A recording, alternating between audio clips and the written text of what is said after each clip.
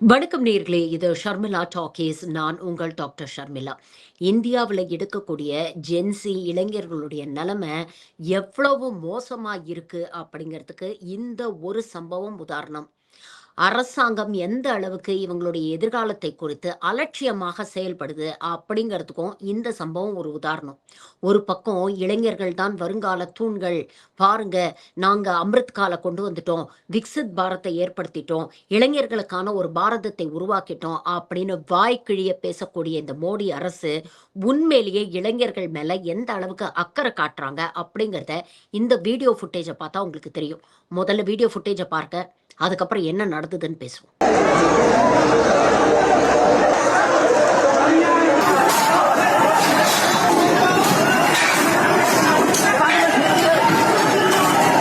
Bihar police constable prohibition exam Bihar அரசு தரப்புல இருந்து நடத்தப்படுது. இதுல மொத்தம் வேகன்சிஸ் எவ்வளவு தெரியுமா? 4000 சொச்சம் வேகன்சிஸ். ஆனா இதுக்கு எத்தனை பேர் அப்ளை பண்ணிருக்காங்க தெரியுமா? கிட்டத்தட்ட 14லேருந்து 15 லட்சம் பேர் இந்த ஒரு எக்ஸாம்காக அப்ளை பண்ணியிருக்கிறாங்க. அவங்க பீகார்ல இருக்கக்கூடிய பாட்னா ரயில்வே ஸ்டேஷன்ல இந்த எக்ஸாமுக்கு போகிறதுக்காக வந்தப்போ நடந்த கன்ஃபியூஷன் தான் இந்த ஃபுட்டேஜில் நீங்க பார்க்குற இந்த கன்ஃபியூஷன். எதனால இந்த கன்ஃபியூஷன், என்ன நடந்தது அப்படிங்கிறது தான் இந்த காணொளியில முழுசா பார்க்க போறோம். ஜூன் 14ஆம் தேதி எக்ஸாம் அப்படிங்கிறத ரொம்ப நாள் முன்னாலேயே அறிவிச்சிடுச்சு பீகார் அரசு. அப்படி இருக்கும் பொழுது இந்த எக்ஸாமுக்கு கிட்டத்தட்ட 14 லட்சம் பேருக்கு மேல அப்ளை பண்ணியிருக்காங்க அப்படிங்கிறதும் இந்த அரசுக்கு நல்லாவே தெரியும். ஜூன் 14ஆம் தேதி எக்ஸாமுக்காக பீகார்ல இருக்கக்கூடிய பல்வேறு ரயில்வே ஸ்டேஷனுக்கு மாணவர்கள் திரண்டு வந்திருக்கிறாங்க. ஆனா அரசு தரப்புல இருந்து போதுமான ரயில்கள் ஏற்பாடு செய்யப்படவில்லை. அப்ப மாணவர்களுடைய நிலைமையை யோசிச்சு பாருங்களேன். ஒரு பக்கம் எப்படியாவது போய் சேர்ந்துடணும், வெறும் 4000 வேகன்சிக்கு 14 லட்சம் பேர் வந்திருக்கிறாங்க, முதல்ல நம்ம சென்டர்ல போய் சேரணும், சேர்ந்து எக்ஸாம் எழுதணும் அப்படிங்கிற ஒரு டென்ஷன் ஒரு பக்கம். ஆனா போதுமான போக்குவரத்து வசதி இல்லாம இந்த எக்ஸாமை நாம மிஸ் பண்ணிடுவோமோ அப்படிங்கிற ஒரு பயம், கவலை ஒரு பக்கம். படிச்சு பட்டம் வாங்கிட்டு வேலை இல்லாம திண்டாடுறோமே, நாளுக்கு நாள் நமக்கு வயசு ஏறிட்டே போகுதே, அதனால வருமானம் வரமாட்டேங்குதே அப்படிங்கிற விரக்தி ஒரு பக்கம். அவங்க இந்த விரக்தியை, இந்த வெறுப்பை, இந்த ஏமாற்றத்தை எப்படிங்க வெளிப்படுத்துவாங்க? ரயில்வே ஸ்டேஷன்ஸ்ல ரயில்வே ட்ராக்ல இறங்கி முற்றுகையிட்டு மிட் நைட்ல போராட்டம் பண்ணியிருக்கிறாங்க. அங்க வரக்கூடிய எல்லா ட்ரெயின்ஸையும் நிறுத்தி இருக்கிறாங்க. நிப்பாட்டி கல்லால அடிக்க முயற்சி பண்ணியிருக்கிறாங்க. அவங்க கோபத்தை வெளிப்படுத்தி இருக்கிறாங்க. அப்புறம் போலீஸ் தரப்புல இருந்து ஆள் வந்து அவங்களை கண்ட்ரோல் பண்ண முயற்சி பண்ணியிருக்கிறாங்க. அவங்க மேல வன்முறையை பிரயோகப்படுத்தி இருக்கிறாங்க. லத்தியால அடிச்சு கண்ட்ரோல் பண்ண முயற்சி பண்ணியிருக்கிறாங்க. கண்ணீர் புகை குண்டுகள் வீச முயற்சி பண்ணியிருக்கிறாங்க. யோசிச்சு பாருங்க, லட்சக்கணக்கான மாணவர்கள் ரயில்வே ஸ்டேஷன்லயும் ட்ராக்லயும் விழுந்து கிடக்குறாங்க, போராட்டம் பண்றாங்க, கோஷங்கள் எழுப்புறாங்க. கிட்டத்தட்ட ஒரு ஸ்டாம்பீட் சிச்சுவேஷன். இதனால மாணவர்கள் உயிருக்கும் பாதிப்பு, மற்ற பிரயாணிகள் அவங்களோட உயிருக்கும் உத்தரவாதம் இல்லை. இதெல்லாம் தவிர்க்கப்பட்டிருக்கலாமா அப்படின்னு கேட்டீங்கன்னா தவிர்க்கப்பட்டிருக்கலாம். ஜூன் 14ஆம் தேதி எக்ஸாம் நடக்குதுன்னு உங்களுக்கு நல்லாவே தெரியும். அப்ப ஸ்டேட் கவர்மெண்ட் என்ன பண்ணிருக்கணும்?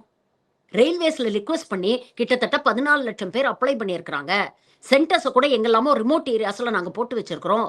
அப்போ மாணவர்களுக்கு போதுமான போக்குவரத்து வசதியை ஏற்படுத்தி கொடுக்க வேண்டியது நம்ம கடமை. இது மாணவர்களுடைய எதிர்காலம் சம்பந்தப்பட்ட ஒரு விஷயம் மட்டும் இல்ல, இது சட்டம் ஒழுங்கு சம்பந்தப்பட்ட ஒரு விஷயமும் தான். ஏன்னா இது முதல் முறை நடக்கிறது இல்ல. இதே மாதிரி கொஞ்ச நாள் முன்னால உத்தரப்பிரதேஷ் மாநிலத்துல நடந்தது, நம்ம பார்த்தோம். அப்ப திரும்ப திரும்ப இது போன்ற விஷயங்கள் நடக்கும் பொழுது ஒரு அரசாங்கம் அலட்சியமா இருந்திருக்கு. மாணவர்கள் இறங்கி போராட்டம் பண்ணி, ரயில் மறியல் பண்ணி, போலீசார்லாம் போய் லத்தி சார்ஜ் பண்ணி, அங்க இவ்ளோ பெரிய கன்ஃபியூஷன் நடந்ததுக்கு அப்புறம் ரயில்வே டிபார்ட்மெண்ட்ல இருந்து 16 எக்ஸ்ட்ரா ட்ரெயின் விட்டுருக்காங்க. ஏன்? இந்த 16 எக்ஸ்ட்ரா ட்ரெயினை முதலையே விடுறதுக்கு எங்க போச்சு உங்களுக்கு அறிவு? அதுக்கு தானே மக்கள் ஓட்டு போட்டு ஒரு அரசாங்கத்தை தேர்ந்தெடுக்கிறாங்க. டபுள் என்ஜின் சர்க்கார், டபுள் என்ஜின் சர்க்கார் அப்படின்னு பெருமையா பேசுறீங்களே. இந்த டபுள் என்ஜின்ல ஒரு என்ஜின் கூட வேலை செய்யாம போச்சே, ஏன்? இதே பிஜேபி ஒரு எலெக்ஷன் ரேலி நடத்துதுன்னு வச்சுக்கோங்களேன், எவ்வளோ தீவிரமா அதுக்கு ஏற்பாடு பண்ணுவாங்க.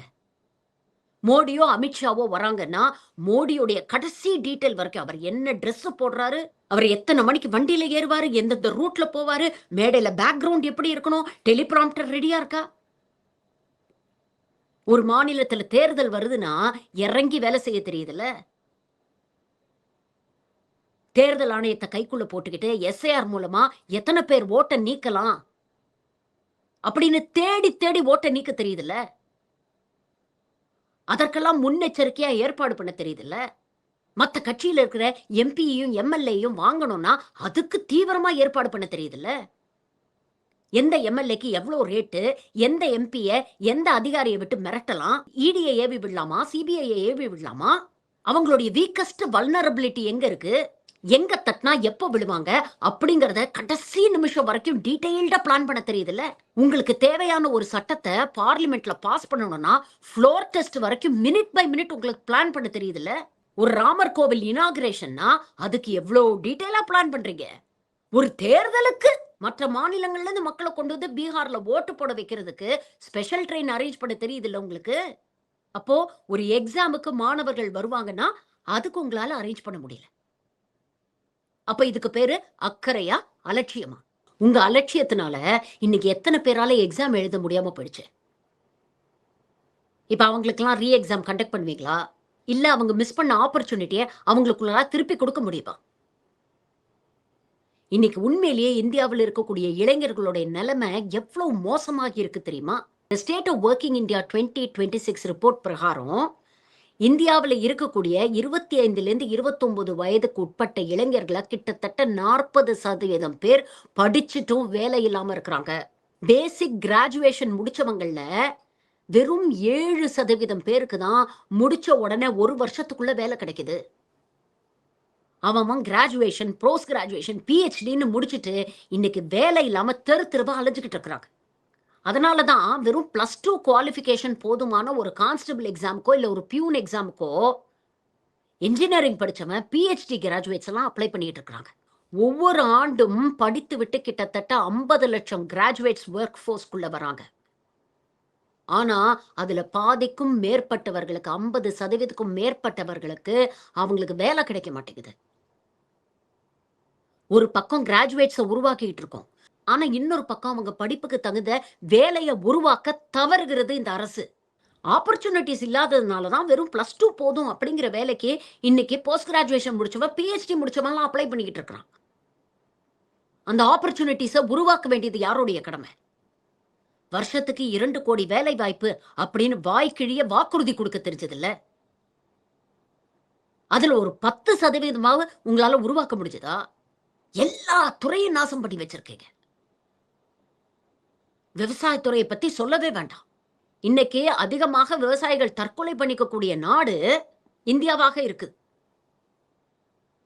விளைச்சலுக்கு உரிய விலை கிடைக்கல அப்படின்னுட்டு ரோட்டு ஓரமா கொட்டிட்டு போறக்கூடிய நிலைமையில இருக்கிறாங்க.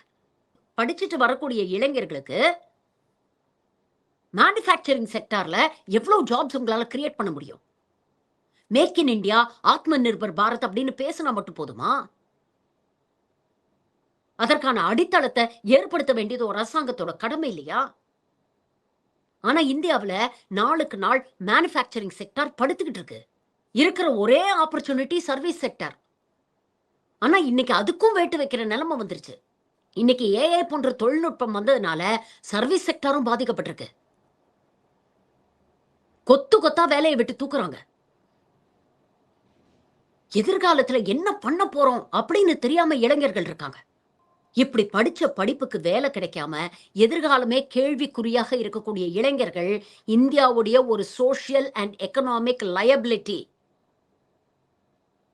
எந்த இளைஞர்கள் இந்தியாவுடைய டெமோகிராபிக் டிவிடெண்ட்னு சொல்றோமோ, இன்வெஸ்ட்மெண்ட்னு சொல்றோமோ, அந்த இளைஞர்களை வீணடிச்சுக்கிட்டு இருக்கு இந்த அரசாங்கம்.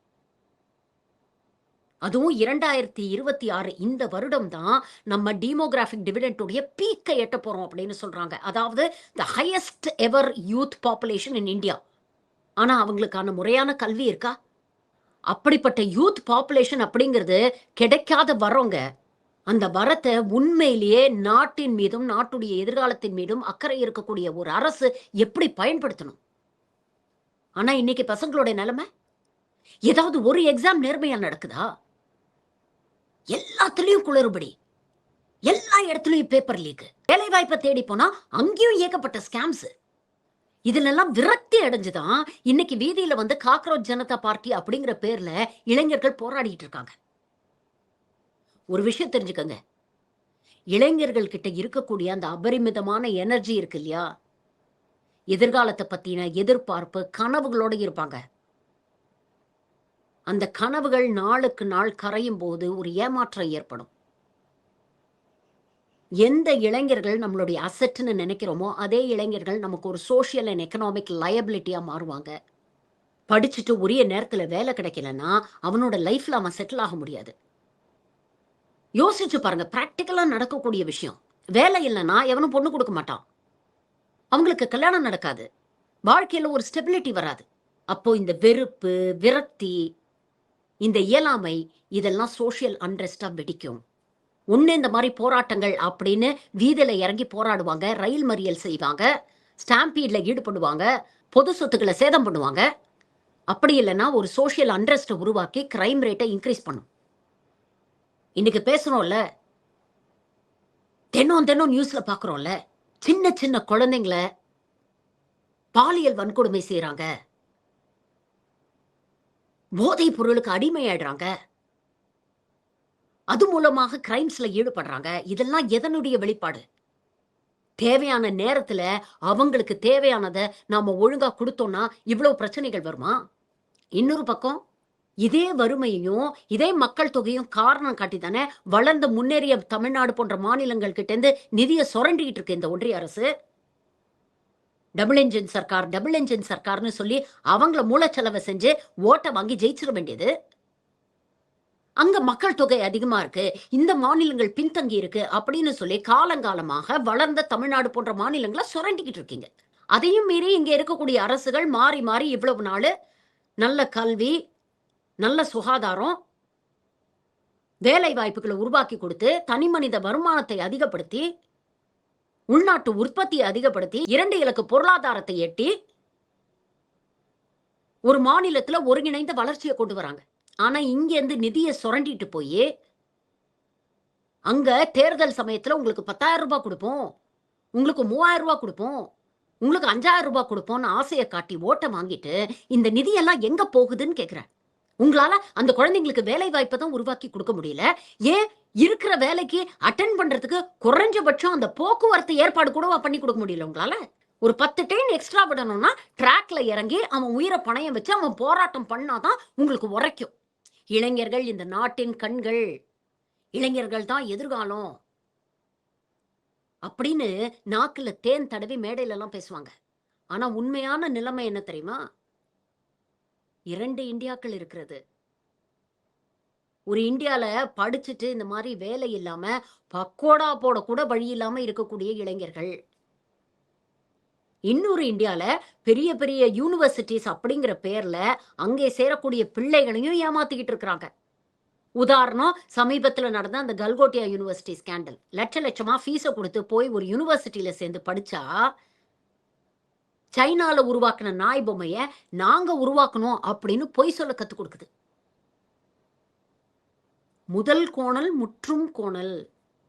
கல்வியில ஆரம்பிச்சு எல்லாத்தையும் காவிமயமாக்கணும்னு நெனச்சு, சிந்திக்க தெரியாத ஒரு தலைமுறைய உருவாக்கிட்டு இருக்காங்க. அவங்களுக்கு அதுதான் வேணும். ஏன்னா சிந்திச்சா கேள்வி கேட்பான். கேள்வி கேட்டா அது பாசிசத்துக்கு ஆபத்து. கேள்வி கேட்காத தற்குறி அடிமைகள் தான் அவங்களுக்கு வேணும். இன்னைக்கு காக்ரோச் ஜனதா பார்ட்டி அப்படிங்கிற பேர்ல வீதியில வந்து போராடுறாங்க. எக்ஸாம் பேப்பர் லீக்குக்கு பொறுப்பேத்துக்கிட்டு கல்வி அமைச்சர் தர்மேந்திர பிரதான் ராஜினாமா பண்ணணும் அப்படிங்கிற கோரிக்கை வைக்கிறாங்க. ஆனா 12 வருஷமா உங்களுக்கு வேலை வாய்ப்பை உருவாக்கிருவோம். உங்களுக்கு விக்சித் பாரத்தை உருவாக்கி குடுப்போம். அப்படின்னு திரும்ப திரும்ப பொய் சொல்லி உங்கள மூளைச்சலவை செஞ்சுகிட்டு இருக்கிறாரே மாண்புமிகு பிரதம மந்திரி திரு நரேந்திர தாமோதர் தாஸ் மோடி. அவர ராஜினாமா செய்யணும் அப்படின்னு எப்ப போராட போறீங்க? நன்றி. வணக்கம்.